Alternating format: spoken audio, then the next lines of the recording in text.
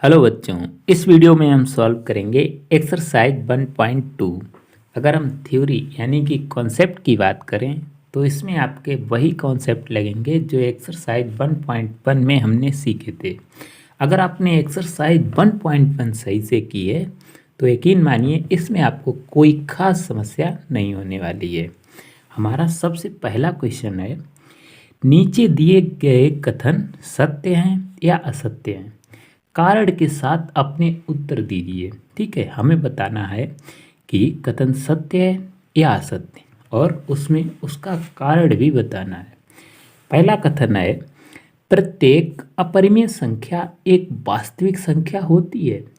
तो बिल्कुल ये सत्य है, क्योंकि हमने पढ़ा था पिछले जो हमने कॉन्सेप्ट पढ़े थे पिछली वीडियो में, तो उसमें हमने पढ़ा था कि जो आपकी वास्तविक संख्याएं होती हैं वो दो संख्याओं से मिलकर बनी होती हैं, परिमेय और अपरिमेय।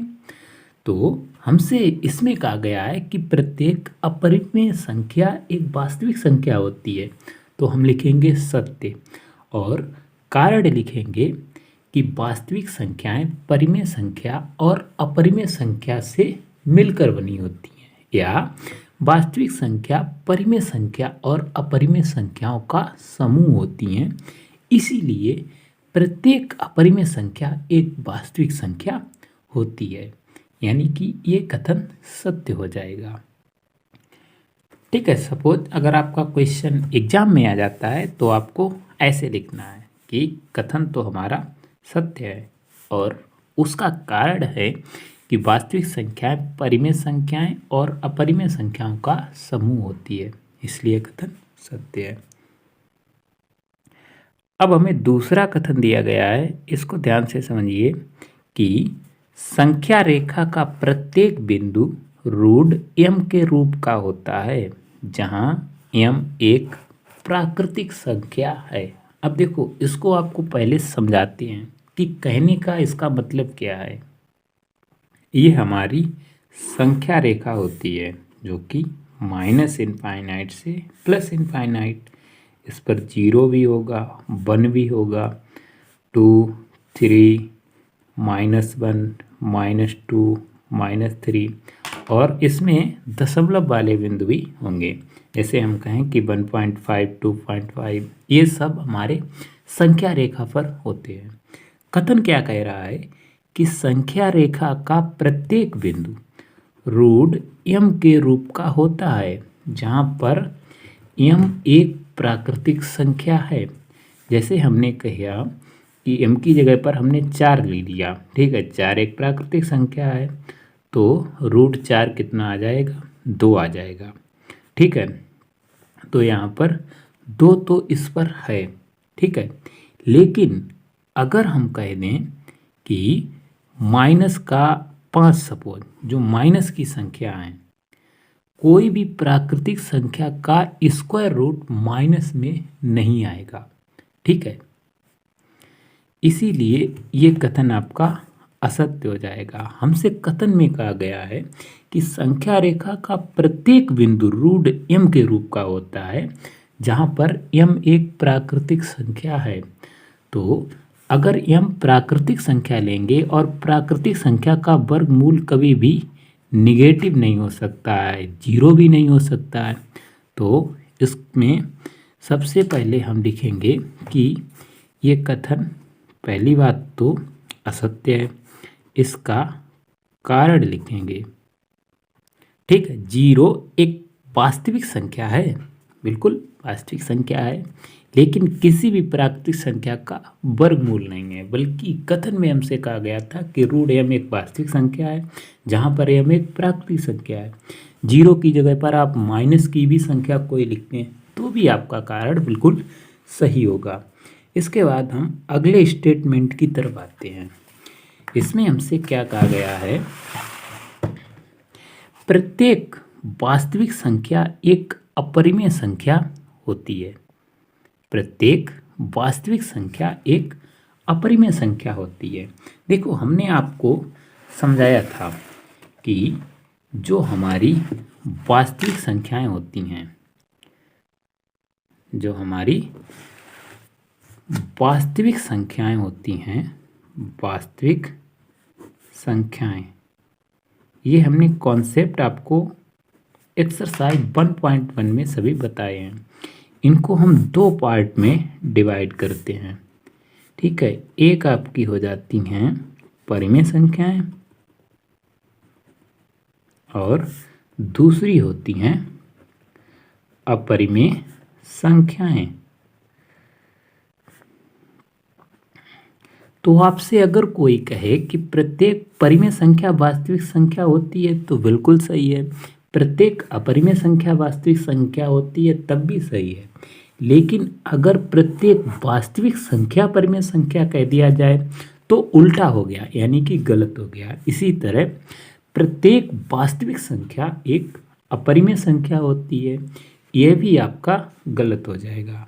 हमसे क्या कहा गया है कि प्रत्येक वास्तविक संख्या एक अपरिमेय संख्या होती है, तो प्रत्येक वास्तविक संख्या एक अपरिमेय संख्या नहीं होती है, ये आपका असत्य हो जाएगा, ठीक है। अगर उल्टा कहता कि प्रत्येक अपरिमेय संख्या वास्तविक संख्या होती है तब तो सही है। तो प्रत्येक वास्तविक संख्या एक अपरिमेय संख्या होती है, ये गलत है। इसका कारण हम क्या लिखेंगे, कोई सी भी वास्तविक संख्या लिख दो जो अपरिमेय संख्या ना हो। जैसे हमने कहा कि 2 एक वास्तविक संख्या है, वास्तविक संख्या है किंतु अपरिमेय नहीं है, अपरिमेय नहीं है, ठीक है। इसके बाद क्वेश्चन नंबर दूसरा है, क्या सभी धनात्मक पूर्णांकों के वर्गमूल अपरिमेय होते हैं?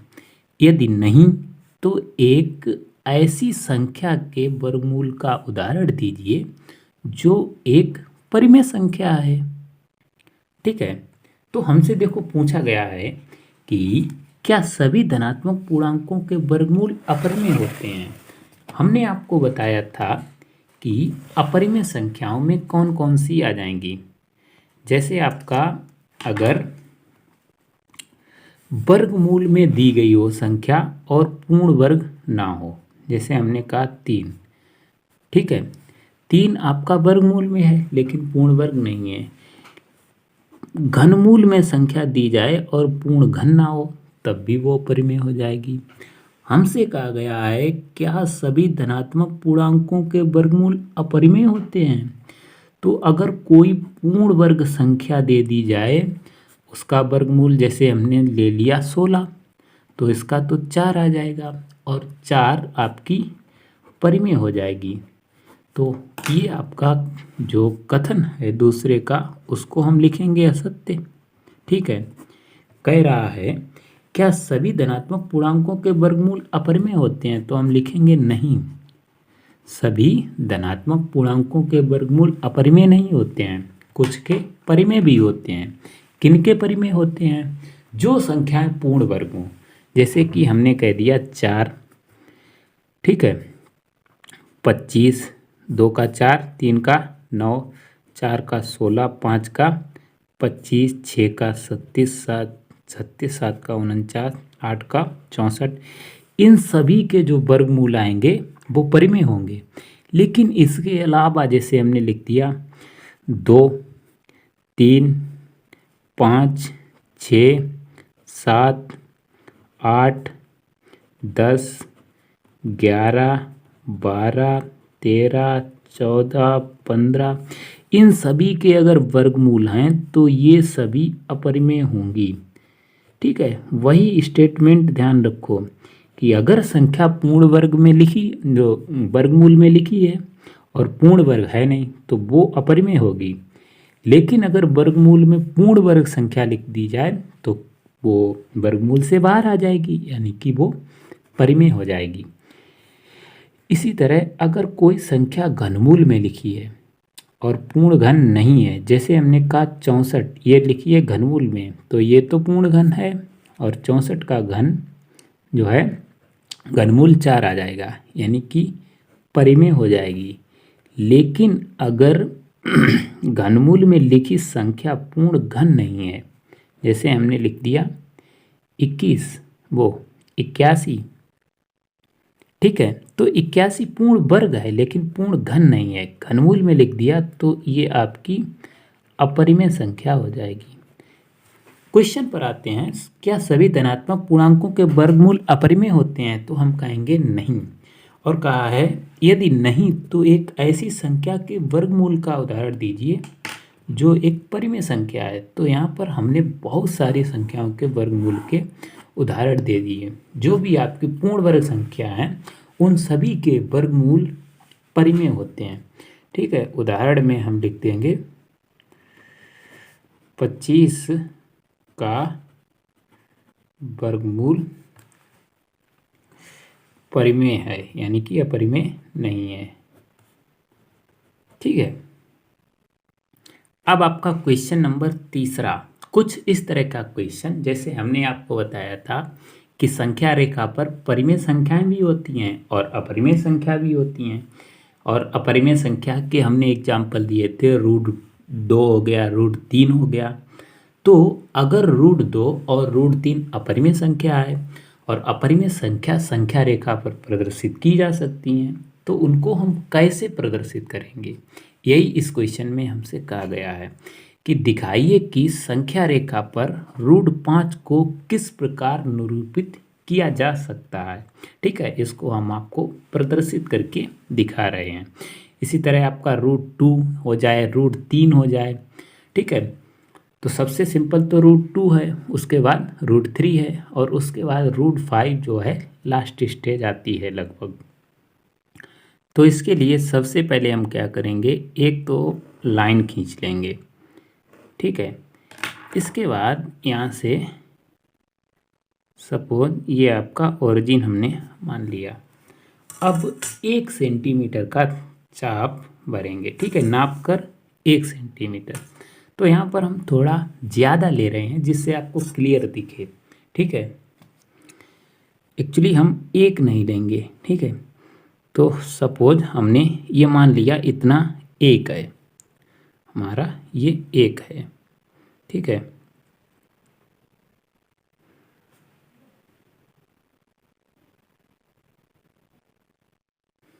अब इस पॉइंट से जहाँ पर 1 हुआ है एक परपेंडिकुलर लाइन खींचेंगे, ठीक है, 90 अंश पर।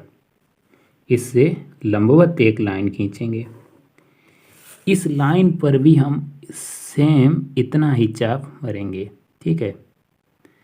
तो अगर ये हमारा 1 है, ये 1 है, ये 90 डिग्री है, इन दोनों को हम जब मिलाएंगे तो ये आपका एक समकोण त्रिभुज बन जाएगा, जिसमें ये आपका लंब अगर इसको मानेंगे ये आधार, तो ये कर्ण हो जाएगा।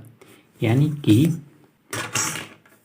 कर्ण स्क्वायर बराबर लंब स्क्वायर प्लस आधार स्क्वायर, यानी कि 1 का वर्ग प्लस 1 का वर्ग, ये आपका 2 के बराबर आ जाएगा। तो कर्ण कितना आ जाएगा, √2 के बराबर, ठीक है। उम्मीद करते हैं इतना तो समझ में आ ही रहा होगा। अब क्या करेंगे, इस पॉइंट से सपोज इसको हमने P1 मान लिया, ठीक है, P1। इससे हम फिर 90 अंश पर एक रेखा खींचेंगे, ठीक है। 90 अंश पर एक हमने लाइन खींच ली। इस लाइन पर फिर से हम 1 सेंटीमीटर कट करेंगे, ठीक है। सपोज ये हमने 1 सेंटीमीटर कट कर लिया। अब देखो ये इतना 1 है, फिर इसको हम सपोज इस पॉइंट को हमने P2 मान लिया। तो OP2 को अब हम मिलाएंगे, ठीक है। अब यहाँ पर OP2 हमारा कितना हो जाएगा, 2 का वर्ग, ठीक है। फिर वही हम निकालेंगे कि कर्ण OP2 बराबर स्क्वायर रूट में आ जाएगा √2 का वर्ग 2 प्लस 1, यानी कि ये √3।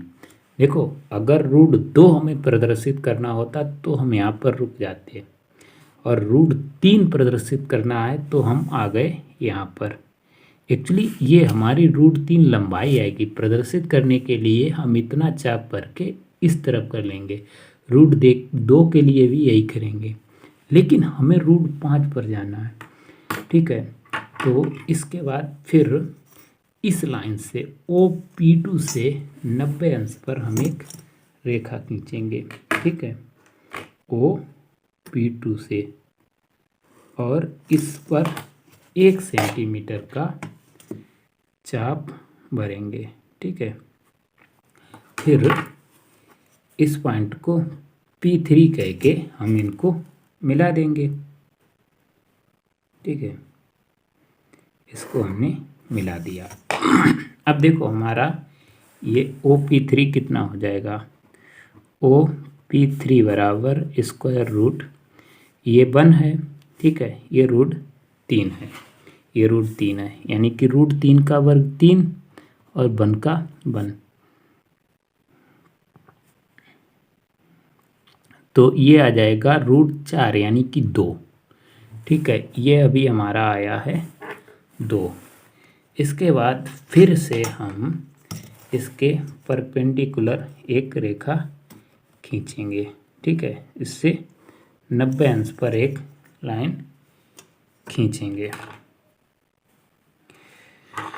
और इसमें से 1 सेंटीमीटर कट करेंगे। तो अब हमारा फाइनली ये जो आ जाएगा, इस पॉइंट को अगर हम P4 कह दें, देखो आपको एंगल सही से चांदा की सहायता से बनाने हैं। तो OP4 कितना आ जाएगा, OP4 स्क्वायर रूट 2 का वर्ग तो 4 आ जाएगा, 1 का वर्ग 1, यानी कि √5 के बराबर आ जाएगा। अब हमें √5 प्रदर्शित करना है, तो हम OP4 ये √5 के बराबर हो गया, इतना चाप भर के संख्या रेखा पर कट कर देंगे, यानी कि ये डिस्टेंस हमारी इतनी, ये √5 के बराबर हो जाएगी। इसी तरह से हमें √2 प्रदर्शित करना होता, सबसे सिंपल। उसके बाद √3 को भी इसी तरह हम प्रदर्शित करते। सबसे कठिन था आपका √5, वो हमने आपको करके दिखा दिया, ठीक है। अब इसके बाद जो आपका क्वेश्चन नंबर 4 है, उसमें बिल्कुल यही बताया गया है, यही क्रियाकलाप वाला है जो हमने करके दिखा दिया है, वही आपका क्वेश्चन है। इसीलिए हमने ये डायग्राम बना दिया है, ठीक है। तो एक्सरसाइज आपकी 1.2 यहाँ पर समाप्त होती है। उम्मीद करते हैं आपको समझ में आए होंगे क्वेश्चन। अगर कोई भी डाउट रहता है तो आप उसको कमेंट बॉक्स में ज़रूर पूछें। हम मिलते हैं नेक्स्ट वीडियो में। Thank you.